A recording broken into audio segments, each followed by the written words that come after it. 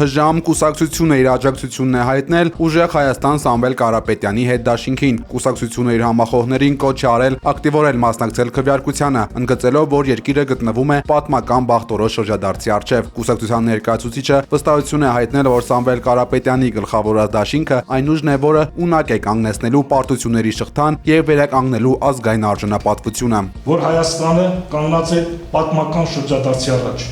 կամ Հայաստանը վերջնականապես կգլորվի բռնապետական ռեժիմ, կամ մեր հանրությունը իր մեջ ուժ կգտնի ոտքի կանգնելու, պարտությունների շղթան կանգնեցնելու եւ Հայաստանը դուրս բերելու որակապես նոր հարթություն։ Այս իրավիճակից դուրս գալու համար մեկ առանձին քաղաքական ուժի կարողությունները բավարար չեն։ Այն հնարավոր է իրականացնել միայն հանրության եւ քաղաքական միավորների լայն համագործակցությամբ։ Այդ իսկ պատճառով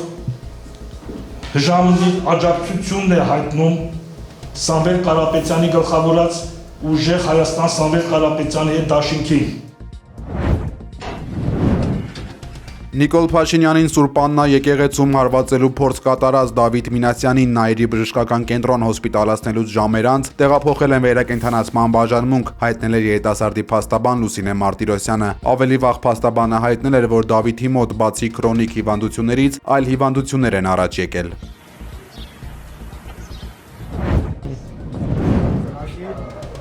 Նիկոլ Փաշինյանը այցելել է Արմավիրի մարզի վերանորոգված մանկապարտեզներ ու դպրոցներ, շրջել հաստատություններում, ծանոթացել պայմաններին, հարց ու փորձ արել մանկապարտեզի երեխաներին ծննդի վերաբերյալ։ Դաս եք սովորում։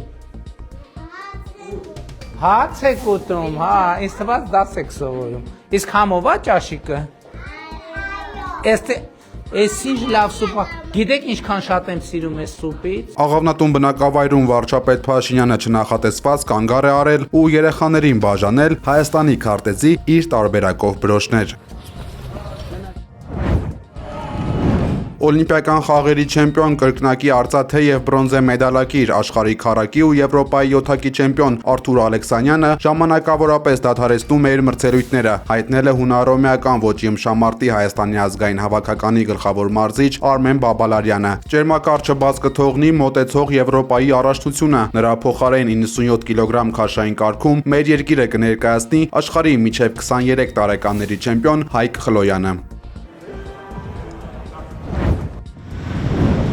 Հայաստանի աշխատանքի եւ սոցիալական հարցերի նախարարությունը նախատեսում է պետական աջակցության բնակարանային ապահովման ծրագիր իրականացնել բազմազավակ ընտանիքների համար։ Պետությունը կտրամադրի 100% սուբսիդավորում բնակարան ձեռք բերելու կամ տուն կառուցելու համար։ Նախատեսվում է յուրաքանչյուր անչափահաս երեխայի համար ընտանիքին հատկացնել 4 միլիոն դրամ, իսկ գյուղերում հաստատվելու դեպքում կտրամադրվի լրացուցիչ եւս 4 միլիոն դրամ հողամասի ձեռքբերման կամ շինարարության նպատակով։ Նախագծով սահմանվել է նաեւ նվազագույն բնակման մակերեսի պահանջ յուրաքանչյուր անձի հաշվով 10 քառակուսի մետր։ Օրինակ 6 երեխա ունեցող ընտանիքը կարող է ստանալ շուրջ 24 միլիոն դրամ աջակցություն առնվազն 80 քառակուսի մետր մակերեսով տուն ունենալու համար։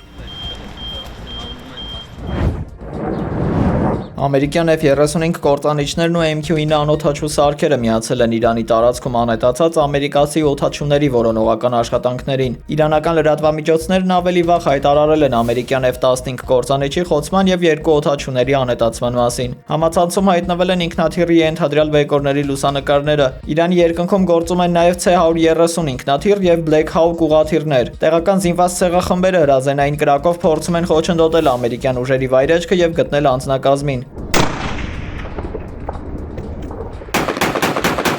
Իրանի ուժայինները բնակչությանը հրահանգել են օդաչուներին գտնելիս անմիջապես առգրավել նրանց տեղորոշման ռադիոկայանները։ Մասնագետները մտավախություն ունեն, որ նման միջադեպը կարող է դառնալ երկու երկրների միջև վերջին տասնամյակների առաջին ուղղակի ռազմական բախումը։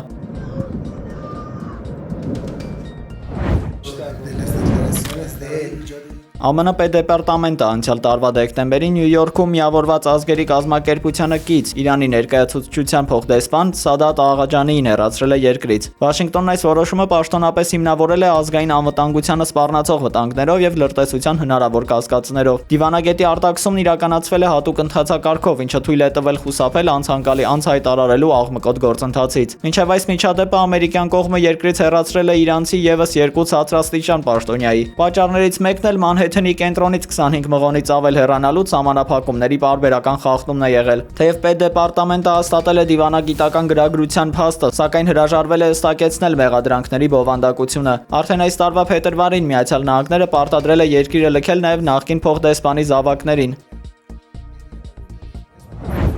Nous aurons ensuite l'occasion d'évoquer évidemment la situation. Թրամփին հնարավոր չէ լուրջ ընդունել, քանի որ նա պարբերաբար փոխում է իր նպատակները։ Ֆրանսիայի նախագահ Էմանուել Մակրոնը կոշտ քննադատության է ենթարկել ԱՄՆ նախագահ Դոնալդ Թրամփի դիրքորոշումը Իրանի դեմ պատերազմում։ Մակրոնի խոսքով, երբ լուրջ հարցերի մասին ես խոսում, չես կարող ամեն օր ասել նախորդ օրվա ասացի հակառակը։ Հնարավոր է ավելի լավ կլիներ ընդհանրապես ամեն օր հայտարարություններ չանել, նշել է Ֆրանսիայի առաջնորդը։ Մակրոնը հայտնել է, որ նման հակասական մոտեցումը վնասում է հարցի լրջությանը եւ միջազգային վստահությանը։ Արդեն մի քանի օր է Մակրոն-Թրամփ հարաբերությունները վատթարացել են։ Նախորդին Թրամփը հայտնել էր, թե Մակրոնի կինը նրա հետ վատ է վարվում, ինչն ավելի ուշ Ֆրանսիայի նախագահը չէր մեկնաբանել։